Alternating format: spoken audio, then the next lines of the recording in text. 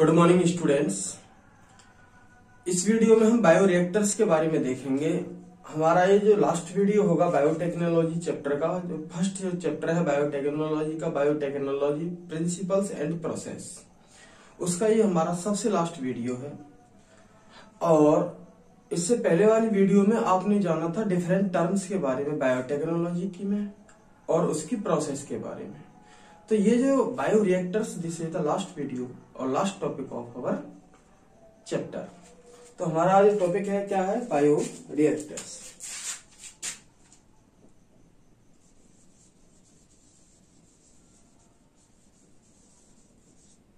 Bioreactors. अब बात आती है पहली कि बायोरिएक्टर्स हैं क्या। भाई सीधी बात है, बायो का मतलब लाइफ है। रिएक्टर्स जहां पे हम लिविंग ऑर्गेनिज्म से प्रोडक्ट लेते हैं, तो बड़े बड़े लार्ज वेसल्स में, बड़े बड़े टैंक्स में हम अपना प्रोडक्ट लेंगे। तो जो बड़े बड़े जो टैंक्स होते हैं जहां पर हम अपना प्रोडक्ट लेते हैं लिविंग ऑर्गेनिज्म से, अपना प्रोडक्ट, अपना उत्पाद लेते हैं लिविंग ऑर्गेनिज्म से, बड़े बड़े लार्ज वेसल्स को हम क्या कहेंगे फिर? बायो रिएक्टर्स, क्योंकि वहां पे ही रिएक्शन होती है। तो इसके डेफिनेशन में इसका पहला पॉइंट लिखेंगे,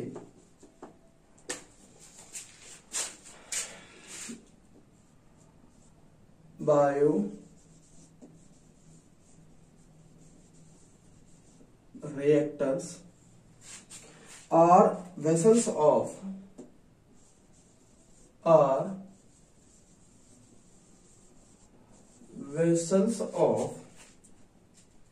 large volumes,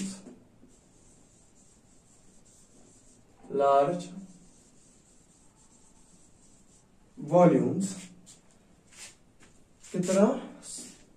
100 से लेकर 1000 litres.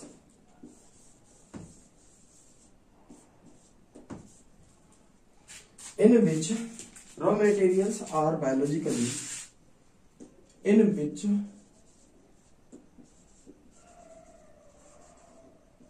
raw materials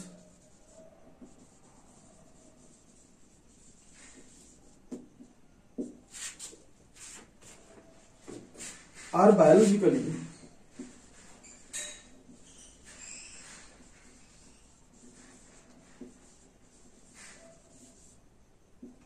in which raw materials are biologically converted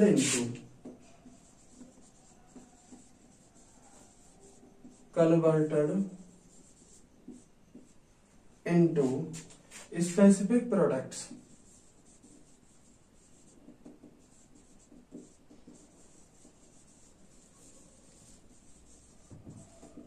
देखिए भैया, इसकी डेफिनेशन क्या हुई कि बायोरिएक्टर्स ऐसे टैंक्स हैं, ऐसी चीजें हैं जो बड़ा वॉल्यूम रखती हैं। 100 से लेकर 1000 लीटर तक इसमें रॉ मटेरियल आ सकता है और उससे प्रोडक्ट बन सकता है। ठीक है, तो इसमें क्या होता है? Biologically with the help of organisms, raw material को, कच्चे माल को कन्वर्ट कर दिया जाता है स्पेशल प्रोडक्ट में। तो उसको हम क्या कहेंगे? बायोरिएक्टर्स। बायोरिएक्टर्स ऐसे बड़े बड़े वेसल्स हैं जिनका वॉल्यूम 100 से 1000 लीटर तक हो सकता है, और उसमें कच्चे माल को बायोलॉजिकली रूप से माइक्रो ऑर्गेनिजम्स की हेल्प से उनको किसमें कन्वर्ट कर दिया जाता है? कच्चे माल को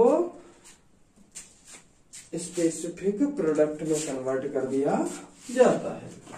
तो स्क्रीन पे देखो, चल रहा है ना, सब कुछ दिख रहा है आपको? बिल्कुल ठीक है। अब हमारा आता है सेकंड वाला पॉइंट, क्या है ये देखते हैं। It provides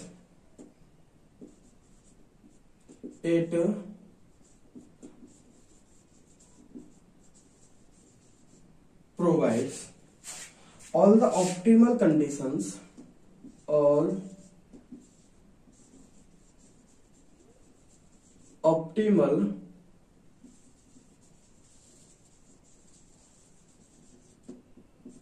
conditions for achieving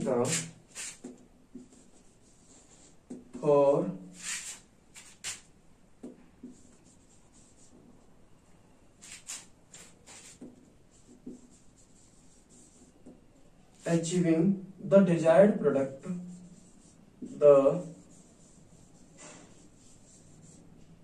desired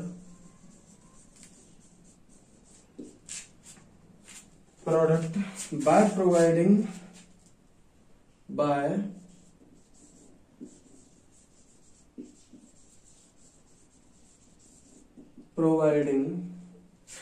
optimal growth conditions,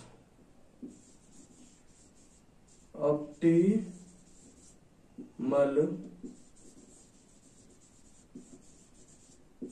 growth conditions like temperature,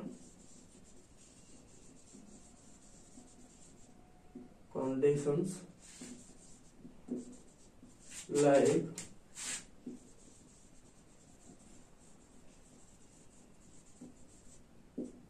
temperature, pH substrate,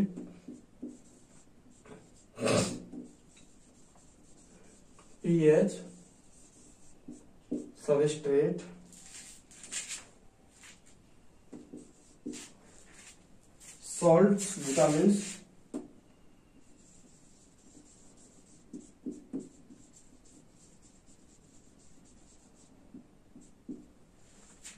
and oxygen.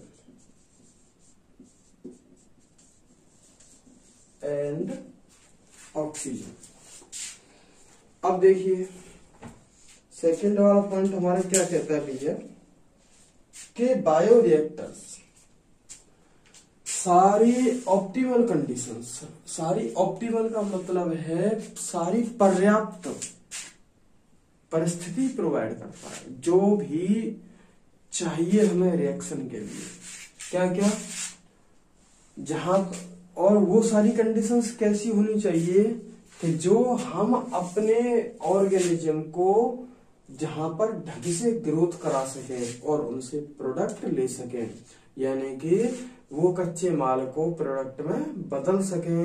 उन ऑर्गेनिजम्स की ग्रोथ करने के लिए सारी कंडीशंस होती हैं, पर्याप्त सुविधाएं वहां पर बायोरिएक्टर में होती हैं।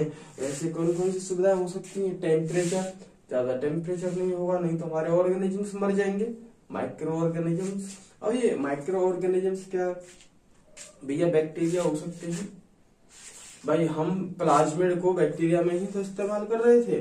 तो ये माइक्रो ऑर्गेनिज्म जो होते हैं, इनकी ग्रोथ के लिए सारी सुविधाएं यहाँ पर होती हैं, सारी सही कंडीशंस हमारी यहाँ पर होती हैं। जैसे टेम्परेचर, सही टेम्परेचर होगा, पीएच वैल्यू ऐसा नहीं बहुत ज्यादा एसिड बन जाए वहां पे जिससे हमारे ऑर्गेनिज्म मर जाए।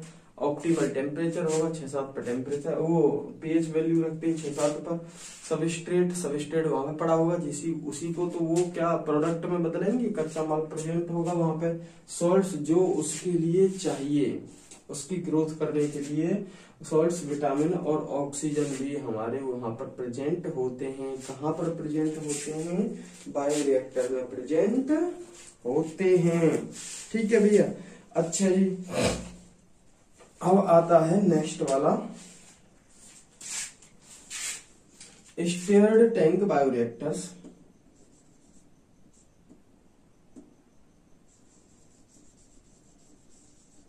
Steered tank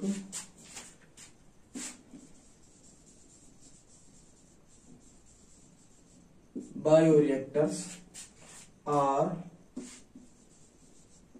commonly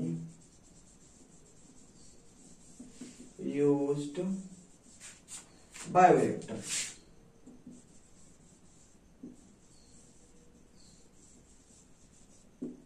steer tank bioreactors जो होते हैं वो सबसे ज्यादा यूज किए जाने वाले बायोरिएक्टर्स हैं। स्टीयर टैंक का मतलब है उसमें कुछ घूमता रहता है, जिससे सभी जगह ऑक्सीजन पहुंचती रहती है, सभी जगह हमारे विटामिन वगैरह पहुंचती, सॉल्ट्स वगैरह पहुंचते रहते हैं।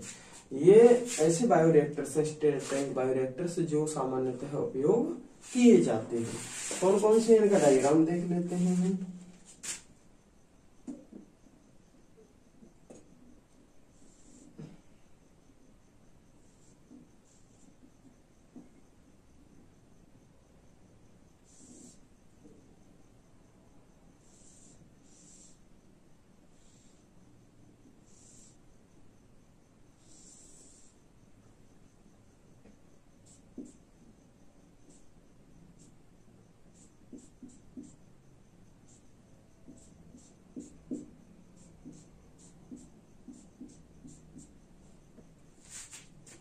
ये हमारी मोटर है,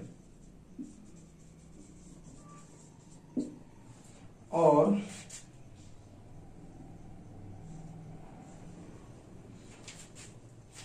एसिड बेस ये जो है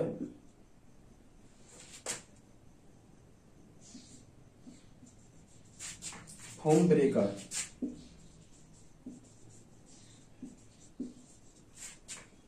ये flat blooded impeller,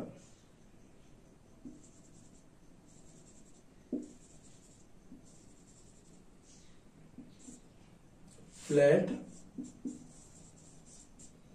blooded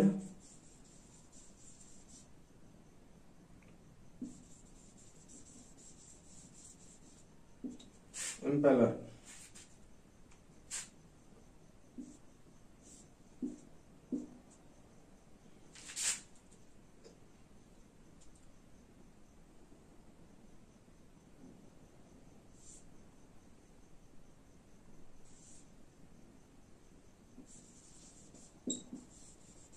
sterile air,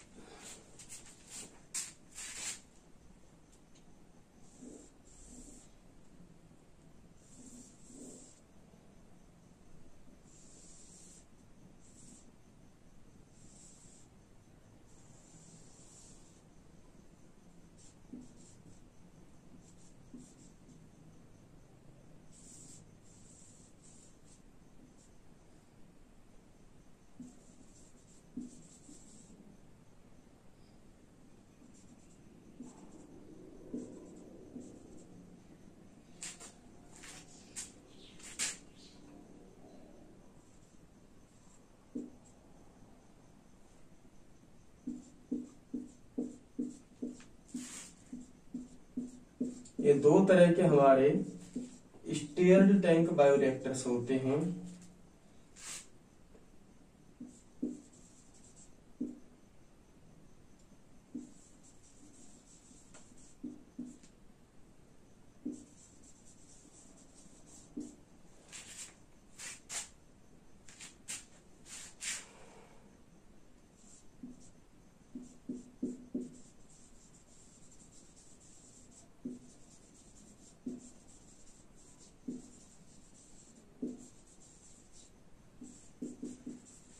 Increased surface area for oxygen transfer.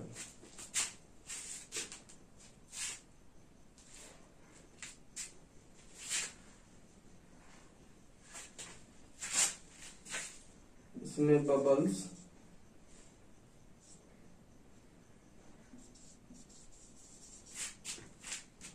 dramatically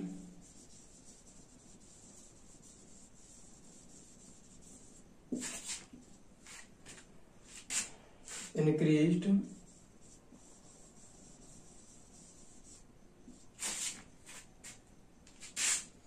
the oxygen's transfer area, the oxygen transfer area। ये जो है सिंपल स्टीयर टैंक बायोरिएक्टर है, simple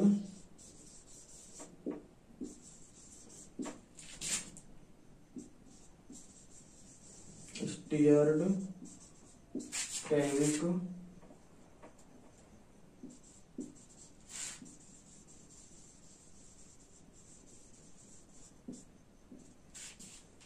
simple steered tank bioreactor, और ये स्पार्क्ड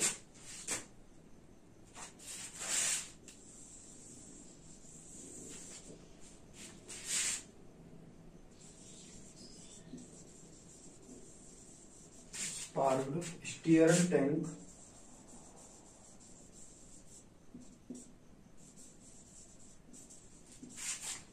बायोरिएक्टर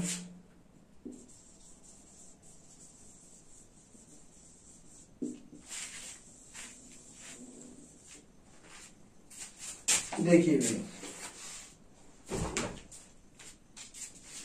सीधी बात यह है,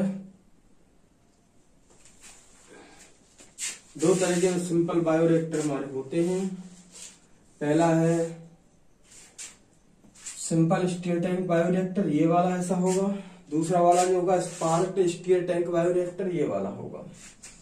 इसमें यहां पर ये मोटर सी होती है और ये घुमाती रहती है, और ये जो डंबल से आकार होता है ये घूमते रहते हैं, घूमते रहते हैं, घूमते रहेंगे। और यहाँ पे हमारा क्या कच्चा माल रॉ मटेरियल भरा हुआ होता है, और इसमें माइक्रो ऑर्गेनिजम्स डले हुए होते हैं, वो ग्रोथ करते रहते हैं। तो जब ये घूमता रहता है, ये हमारा डंबल शेप्ड स्ट्रक्चर है, जब ये घूमेगा तेज तेज घूमता, तो यहाँ पर क्या बबूले बबूले उठते रहते हैं इसमें, और ये सबको मिलाता रहता है। क्यों जरूरत पड़ती है? ऐसे ही इसमें है कि इसमें ऊपर फॉर्म जो बनती है, झाग जो बनते हैं, उनको ये क्या है, तोड़ देते हैं। ये फॉर्म ब्रेकर है, अलग तरह से ब्लेड होते हैं, ये उसको क्या है, तोड़ देते हैं फॉर्म को, और बाकी अंदर ही अंदर ये घूमता रहता है, घूमता रहता है। क्यों ऐसा क्यों किया जाता है? सीधी बात है कि सभी, मान लीजिए यहाँ पर भी ऑक्सीजन पहुंचनी है, यहाँ पर भी ऑक्सीजन पहुंचनी है, अगर इसको घुमाएंगे नहीं तो ऑक्सीजन को वहां पर माइक्रो ऑर्गेनिज्म जो है वो यूज कर लेंगे, और आगे की ऑक्सीजन जाएगी नहीं तो मर जाएंगे, हमारा प्रोडक्ट पूरी तरह से नहीं बन पाएगा।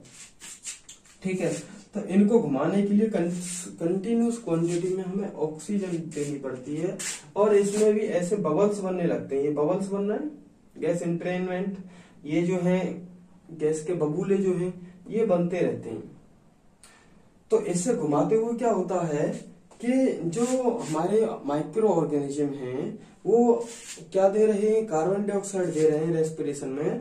तो क्या है, वो कार्बन डाइऑक्साइड निकलती रहती है, और हम इसे नीचे से यहाँ से स्टेराइल एयर देते रहते हैं। स्टेराइल एयर उसे कहते हैं जिसमें और कोई माइक्रो ऑर्गेनिज्म नहीं होता है, और सफिशिएंट क्वांटिटी में यहाँ पर ऑक्सीजन पहुंचती रहती है। तो ये हमारे दो तरीके के क्या हैं, स्टीयर्ड टैंक बायोरिएक्टर हैं, जो सबसे ज्यादा अब यूज किए जाते हैं। ठीक है, इनके डायग्राम और ढंग से आप बना सकते हैं, एनसीईआरटी की बुक में दे रखे हैं। अच्छा जी, अब ये देखते हैं इसका आगे वाला पॉइंट क्या होगा।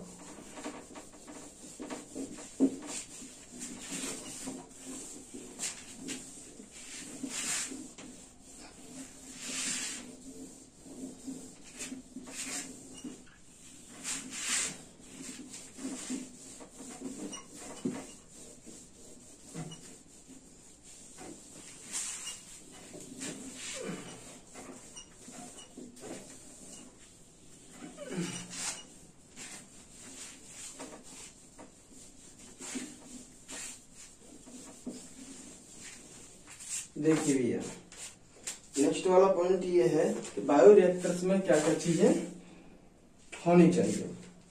ए बायोरिएक्टर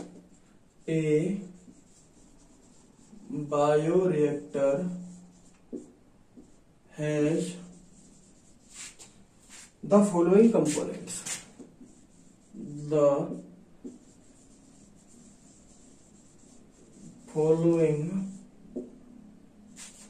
कंपोनेंट्स।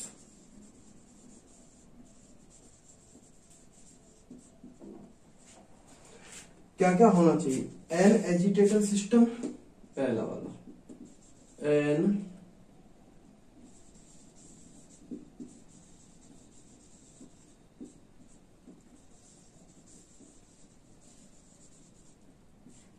Agitator system. दूसरा वाला है इसमें an oxygen delivery system, an oxygen delivery system. तीसरा वाला है भैया foam control system. Foam control system. चौथा वाला है temperature control system. Temperature control system.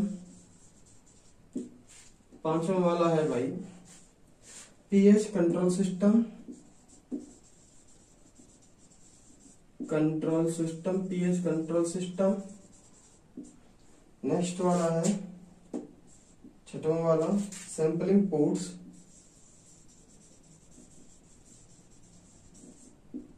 Sampling ports to withdraw culture to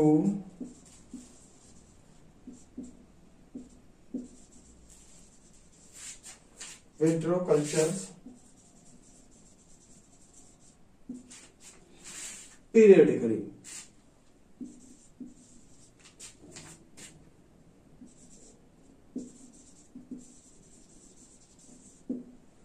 periodically